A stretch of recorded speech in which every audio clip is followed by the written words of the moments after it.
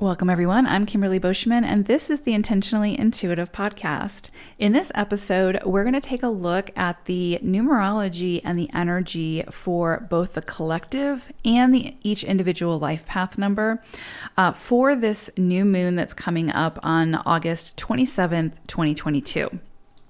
Now, before I get into the forecast for the collective and each individual life path number, I do want to mention two things. First of all, there was someone who is an 11-2 who reached out to me via my website to inquire about a numerology coaching session. And your email keeps getting kicked back to me. So if you're listening, if you could just go ahead and reach back out and send me an email address that accepts emails, I will certainly would love to give you more information. So if you're sitting out there and you've reached out to me and you haven't heard back, that could be why. Okay, for the rest of you, this of course is a general reading, a general forecast. If you would like a personalized reading where we'll take a look at your personal energies, your personal numerology, go ahead and book some time with me. I would love to work with you. I have a variety of options available on my website with a variety of price points. So you should be able to find something that suits your needs at this time. And again, I would just love to work with you. So let's go ahead and take a deep dive into this numerology and these energies. So we are really looking at the energies of the 9 and the 23-5. And that 23 is significant. So I'm going to spend a little bit of time on that as we move through the forecast. Okay, so collectively, this new moon with such strong 5 energy is bringing about, I hate to say it, but more change and transformation. Or it could bring about new opportunities, right? So regeneration. So new opportunities for growth, expansion, encouragement to experience life in a much bigger way, and or getting yourself out into the community or the world in a big way, or at least your work, right? Or your creative projects, your creative influence, your creative, life force that is an extension of you.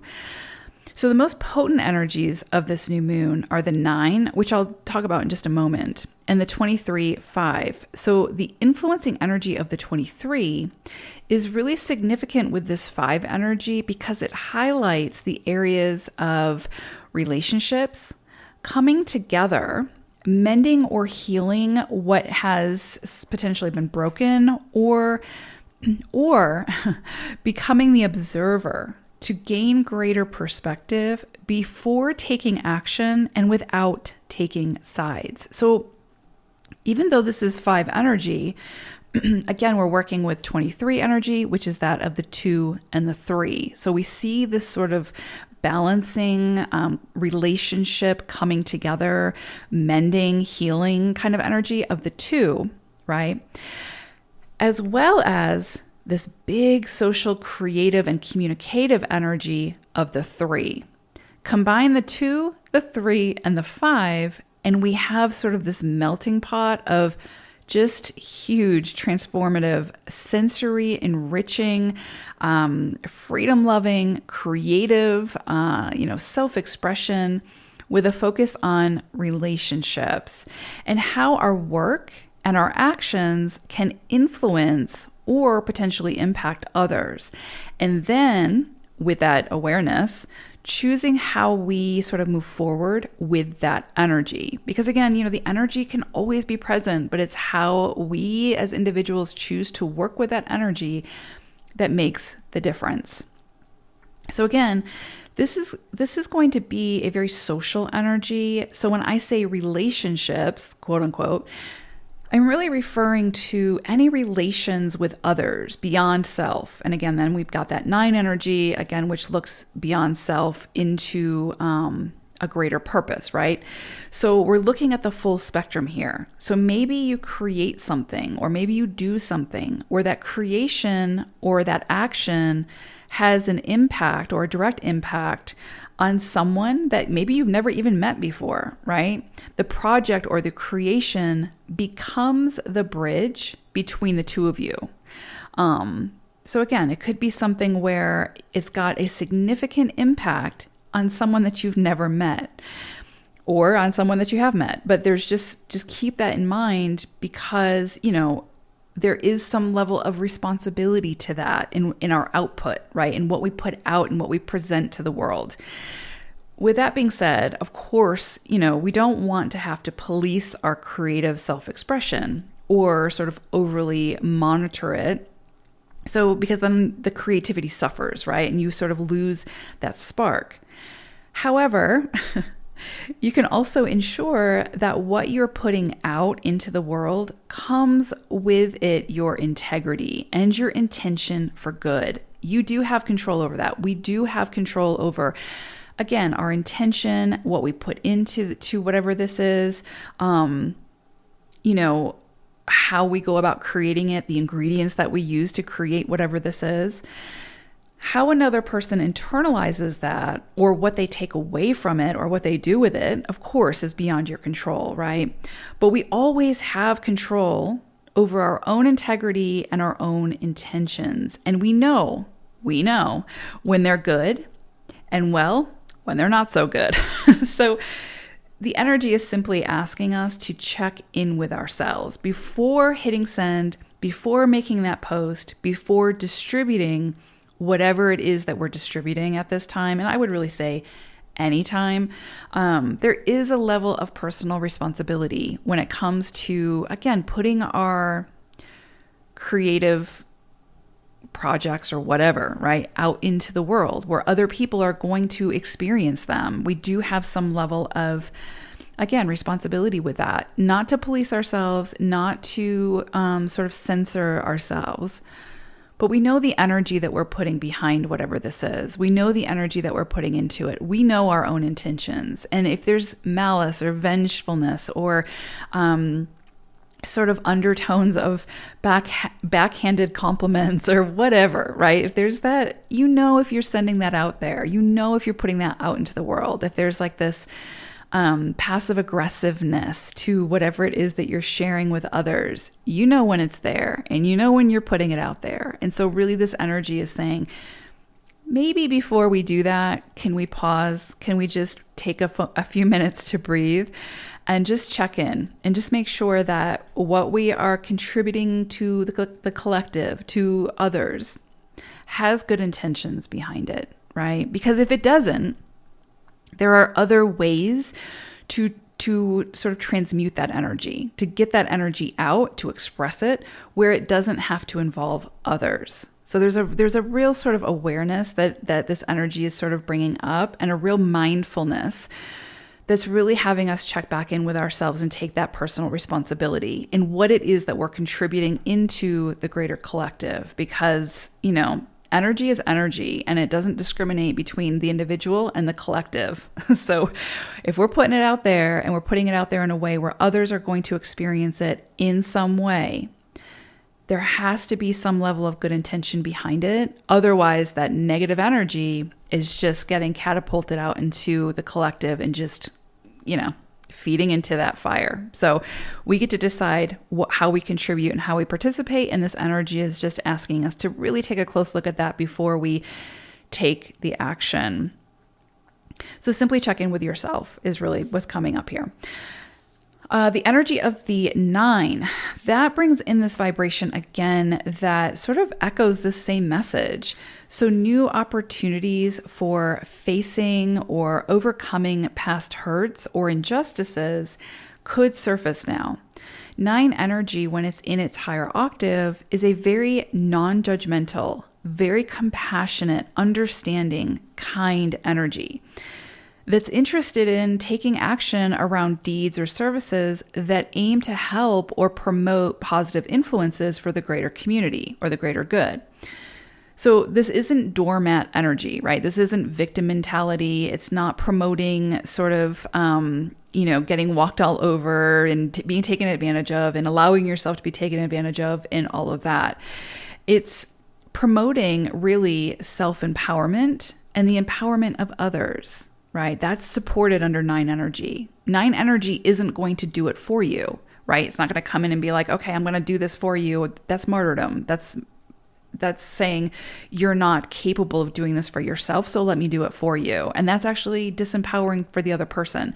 9 energy is coming in and saying, I know you've got this. I know you can do this. Let me support you. Let me help you find the ways to do it so that you can do it for yourself. That's really that humanitarian energy. And that's ultimately at the core of humanitarianism, right? Is saying, you have what you need to do this. Let me help you remember. Let me help you find that within yourself so that you can do it for yourself, so that you don't need to rely on another person to do it for you. Not to say you can't work and collaborate with others. That's a different thing, right? We're talking about empowerment and disempowerment. So there is no victim mentality with this 9 energy that's coming in. It's saying, how can we, the work that we put out there, how can we make sure that it is empowering for others, or has the potential to, right? Like if you're doing a teaching or something like that, is what you're offering something that will help that individual gain access to their own inner strength, their own inner gifts, whatever it is, so that again, they can find their own self-empowerment. There's a lot that kind of goes into this energy, and I think you're going to feel that, as I think we're all going to feel it as we move through this this illumination. I think it's important to also mention that 9 energy is, in its higher octave, is non-judgmental. So it's not going to sort of assist and then judge how you do it, right? It's like it's going to allow you to do it however you feel called to do whatever this is. It's going to look at your strengths and help you to build upon those strengths. So again, that you can work alongside of others rather than expecting someone else to do it for you, or you expecting to do it for someone else. Okay, I think I've said enough about that, but that's really what's coming in so strongly with this 9 energy. 9 energy is going to see the potential and the capabilities in everyone, and it strives to help others see it within themselves so that they can access that light and start working with that light and sharing it. 9 energy is very, very selfless energy in this way, right? So again, it's not selfless to where we again, become a doormat or allow others to take advantage of us. It's selfless in the way that it is not going to try to disempower somebody else by trying to control or manipulate that person to do whatever the thing is for them, okay?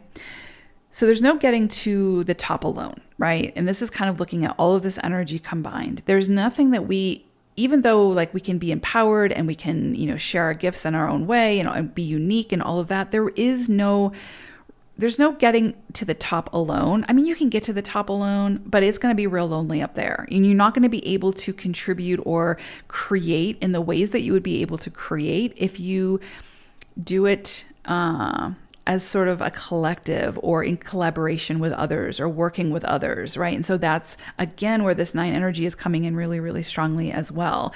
So again, there's no getting to the top alone. Everyone gets there together using their own unique gifts and their own unique strengths. And that's really what 9 energy is looking to do, right? To assist with, to help everyone sort of get there together. So again, so that we can create together. When we create together, it's so much bigger. It's so much more profound than when we create alone. But it takes each of us, right, tapped into our own light, tapped into our own unique, specific, beautiful ingredients first, so that we can then create together, so that we can see who's bringing what.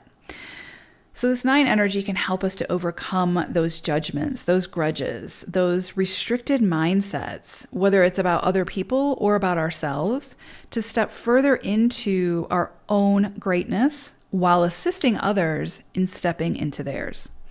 So much synergy, just so much synergy and collective partnerships really being highlighted under this illumination. It's really incredibly beautiful energy. And then on top of that, we're working with the 6 universal energy for 2022. So it's just so much about collective energy, unconditional love, working together, seeing the other person's divinity, and just all the yumminess, right? It's there. The energy is there, but we have to take advantage of it. We have to work with it. Okay, so let's go ahead and take a look at each individual life path number now.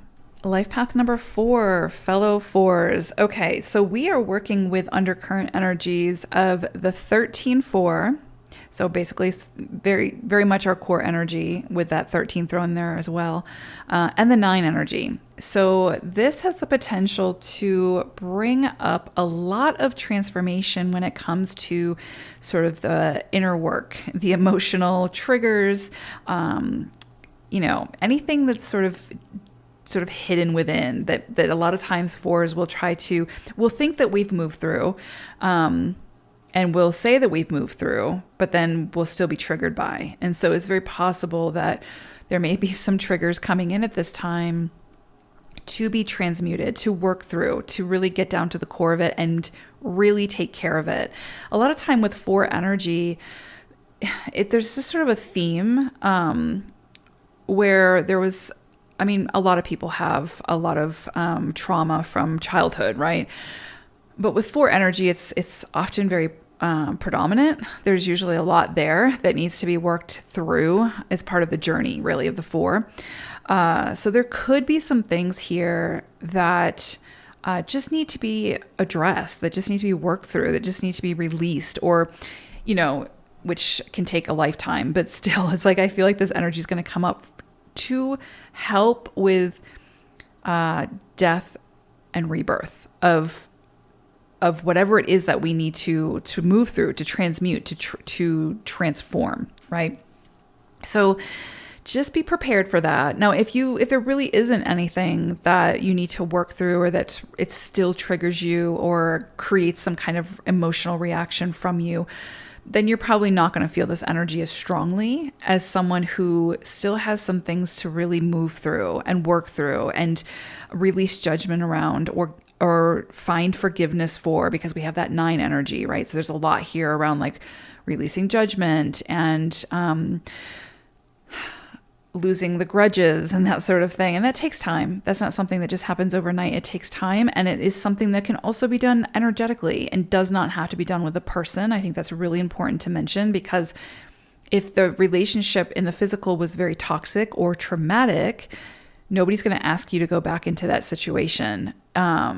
Not even the energy, right? And so it is something where you would just have to move through it energetically, heal it energetically, so that you're no longer carrying that energetic baggage, because the trauma has already happened. It's not currently happening.